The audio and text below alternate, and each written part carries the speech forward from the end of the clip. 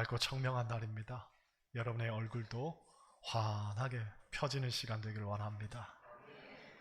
신앙생활을 한마디로 표현한다면 내 뜻을 버리고 하나님의 뜻을 받아들이는 일이라고 할 수 있습니다. 곧 이전에 갖고 있던 말과 생각과 태도는 버리고 하나님 안에서 새로운 인격과 가치관을 갖는 겁니다. 그런 면에서 보면 신앙생활은 필연적으로 우리에게 변화를 촉구합니다. 여러분, 사실 기독교가 말하는 기적의 핵심은 내면의 변화입니다. 곧 절대로 변할 수 없을 것 같던 사람이 변하는 것, 그것이 가장 놀라운 기적이죠. 아내가 교회를 다니더니 변했다는 겁니다. 상냥해지고 친절해졌다는 거죠. 또 남편이 교회를 다니더니 변했다는 겁니다. 찬양을 듣고 온화해졌다는 겁니다. 비견한 예지만 그런 거죠. 사람이 변하는 기적, 그게 너무나 놀라운 겁니다. 우리는 그 기적을 통해서 세상이 달라지는 것을 경험하게 됩니다.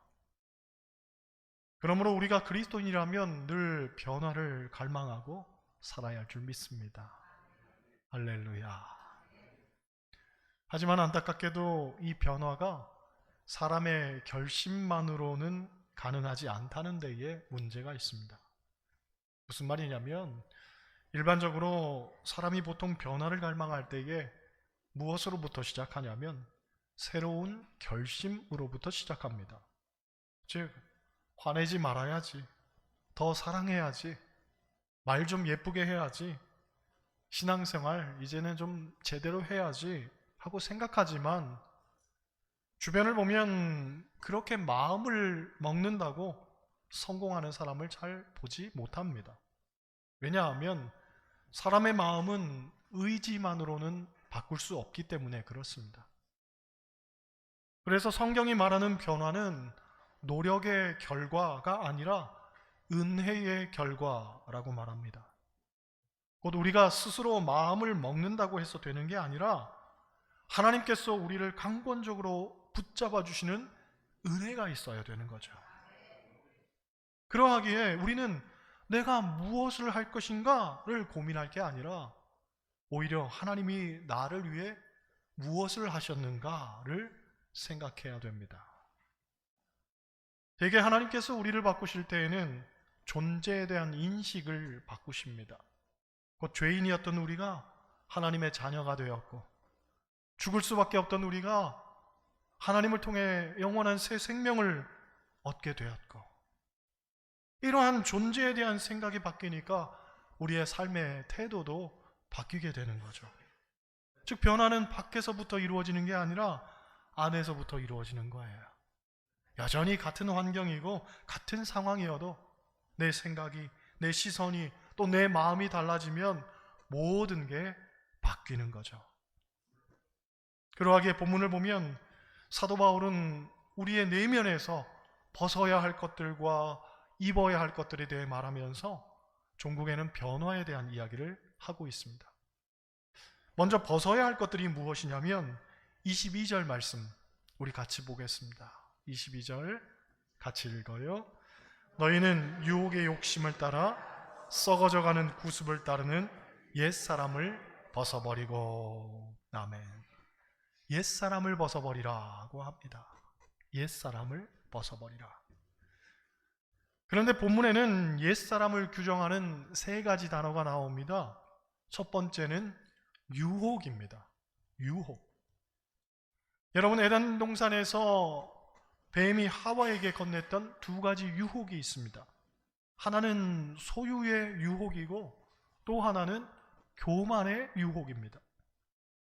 먼저 소유의 유혹은 먹음직도 하고 보암직도 하고 지혜롭게 할 만큼 탐스럽게 하는 유혹이죠. 사실 알고 보면 그건 먹으면 안 됩니다. 아니 절대로 가져서도 안 됩니다. 그런데 어느 날 문득 그것이 먹음직도 하고 보암직도 하고 탐스럽게 보이는 거죠. 그렇습니다. 이 소유의 유혹은 사람들로 하여금 자꾸 허상을 쫓게 만듭니다. 정작 내게 필요 없는 것인데도 가지고 싶고 소유하고 싶고, 또 그것이 나로 하여금 죽음의 구렁텅이로 몰아넣는데도 어떻게든 그것을 붙잡으려고 발버둥치면서 달려드는 거죠. 이솝우화에 이런 이야기가 있습니다. 어느 날 달콤한 꿀단지 뚜껑이 열려 있었습니다. 파리 한 마리가 그 냄새를 맡고 날아와 꿀을 맛보기 시작했습니다. 꿀이 얼마나 달고 맛있던지 파리는 그 꿀을 먹는 것을 멈출 수가 없었습니다. 하지만 너무 욕심을 부려 끈적한 꿀 속에 그만 날개와 다리가 달라붙어 버립니다. 결국 파리는 빠져나오지 못하고 거기서 천천히 죽음을 맞이하게 된 상황이었죠. 그런데 그 모습을 옆에서 보고 있던 불나방이 파리를 보며 비웃었습니다. 이놈아, 적당히 욕심을 부려야지. 아니, 지가 죽는 것도 모르고 꿀 속에 뛰어드냐? 이윽고 날은 어두워지고 방에는 등잔불이 켜졌습니다. 그런데 그 불을 보고서 불나방이 달려들었습니다. 불나방은 달빛을 기준으로 방향을 잡기 때문에 이 등잔불을 달빛이라고 착각하고 달려든 거죠. 그 모습을 본 파리가 불나방에게 말했습니다. 이놈아, 날 보고 비웃더니 너는 아주 불에 타 죽는구나. 주변을 보면 파리 같은 사람도 있지만 파리를 보며 비웃던 불나방 같은 사람도 있습니다. 파리는 그나마 꿀이라도 빨고 죽지만 불나방은 아주 불 속으로, 죽음의 불 속으로 뛰어드는 거죠. 너 왜 그렇게 사느냐고, 그러다가 죽는다고 남한테 충고도 잘하더니만 정작 자신은 남의 충고도 듣지 않고 죽음의 문턱으로 직행을 하는 거죠. 여러분, 이게 바로 소유의 유혹입니다. 먹음직도 하고 보암직도 하지만 알고 보면 가장 치명적인 독이 우리를 기다리고 있고 결국은 죽음으로 가는 겁니다. 이 얼마나 안타깝습니까? 다음으로 교만의 유혹이 있습니다. 뱀이 하와를 유혹할 때에 뭐라고 말했냐면 너희가 그것을 먹는 날에는 하나님과 같이 된다 하고 말했습니다. 하나님과 같이 된다. 여러분, 인간이 어떻게 하나님이 될 수 있겠습니까? 그런데도 인간의 마음속에는 자신이 하나님이 되고자 하는 그런 유혹들이 생겨나곤 합니다. 바로 교만이죠. 성경은 말하기를 교만은 패망의 선봉이요 넘어짐의 앞잡이라고 했습니다. 여러분, 하나님이 가장 싫어하는 것 중에 하나가 교만이죠. 하나님은 교만한 자를 물리치신다고 했습니다. 그러므로 우리는 하나님 앞에 절대로 교만해서는 안 되는 겁니다. 성경을 보면 사울 왕에 대한 이야기가 나오는데 그가 이스라엘의 초대 왕이 되었던 이유는 그의 겸손 때문이었습니다. 사울은 자신이 왕으로 추대된다는 이야기를 듣고 행구에까지 숨은 사람이었습니다. 그랬던 그가 왕이 되고 난 이후에 교만이 머리를 들죠. 그래서 결국 그를 왕으로 세운 것을 하나님이 후회했다고 말합니다. 여러분, 이 사울의 이야기 속에서 우리는 분명한 교훈을 얻어야 합니다. 사울은 절대로 우리가 우습게 볼 사람이 아니죠. 생각해 보세요. 누군가 우리를 왕으로 추대한다고 했을 때에 행구에 숨을 사람 몇이나 되겠습니까?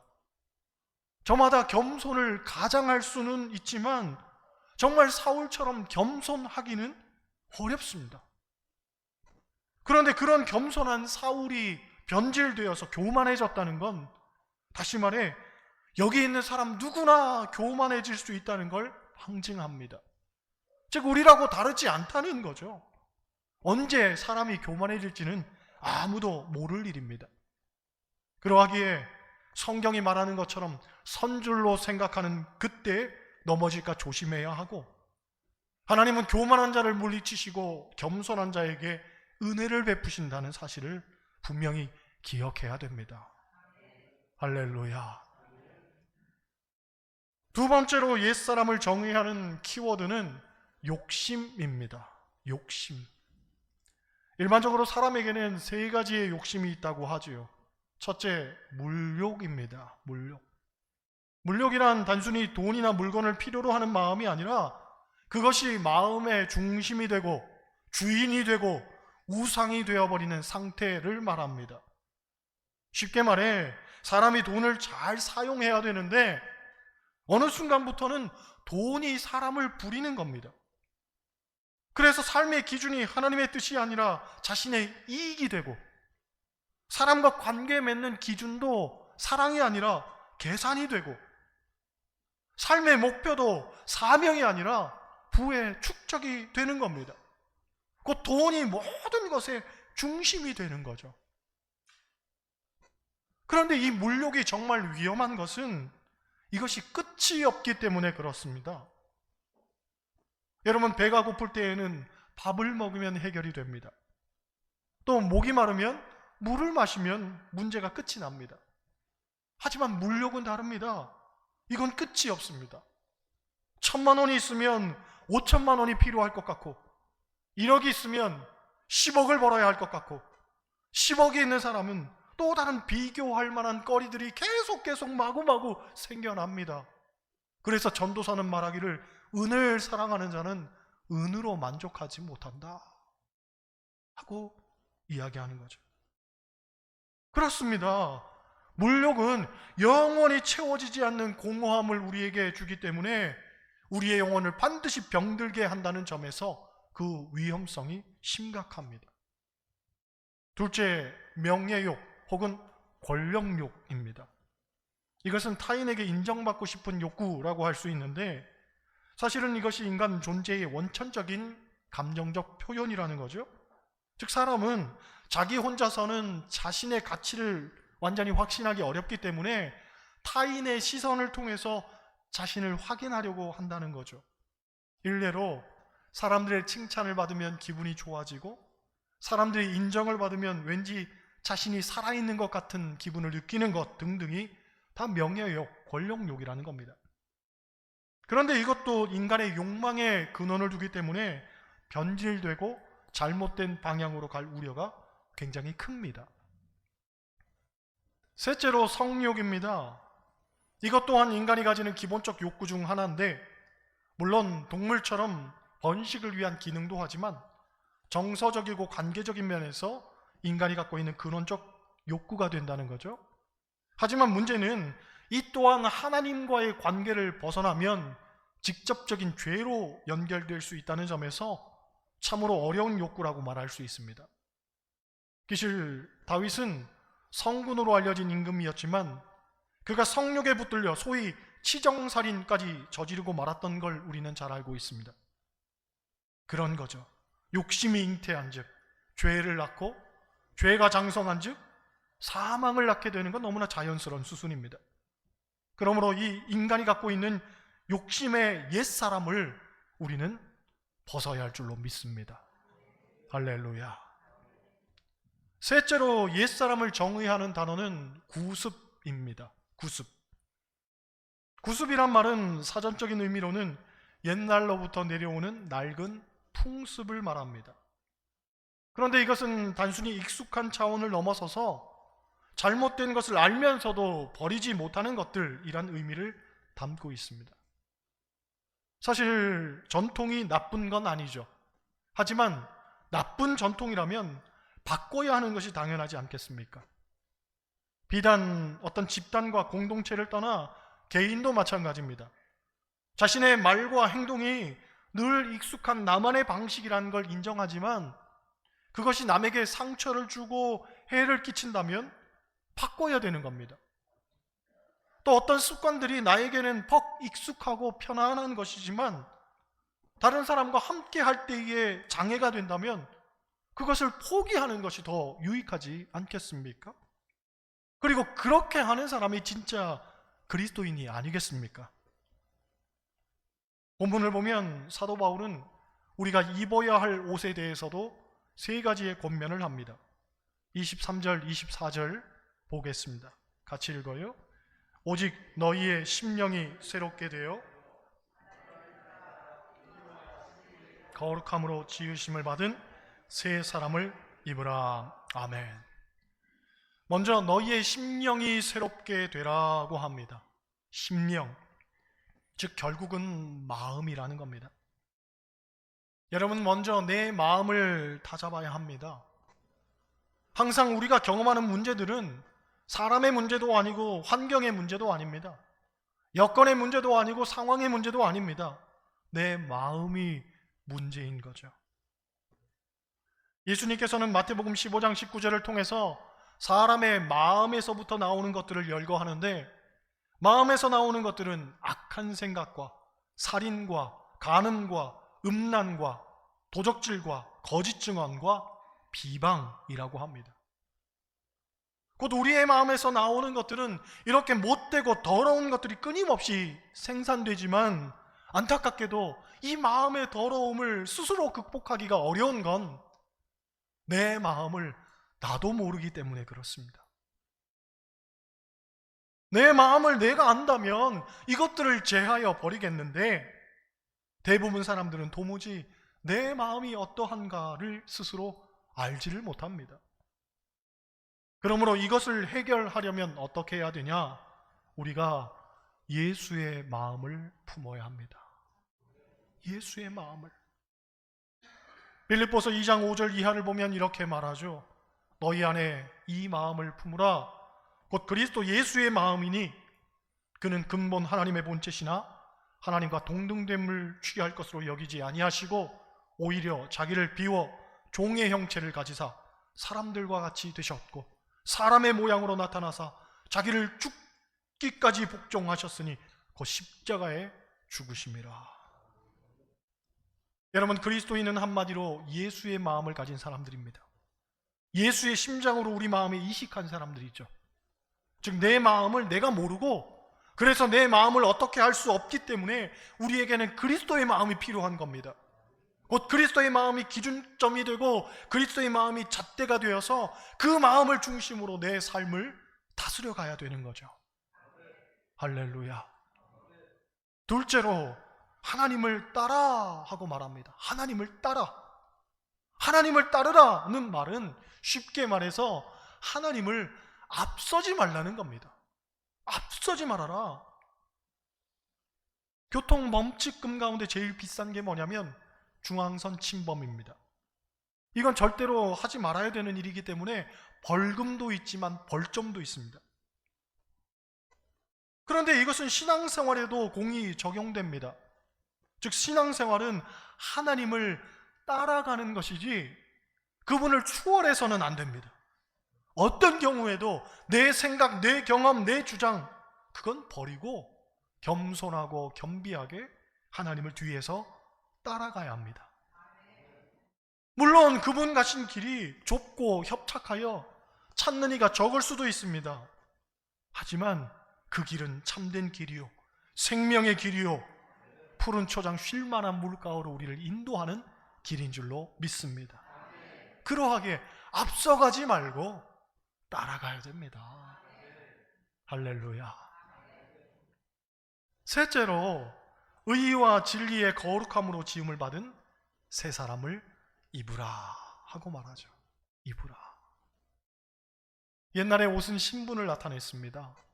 왕의 옷이 따로 있고 귀족과 평민의 옷이 따로 있었습니다. 그래서 그 사람이 옷을 입은 걸 보면 금방 그 사람의 신분을 알아차렸죠. 오늘날에도 옷은 사람의 정체성을 나타내기도 합니다.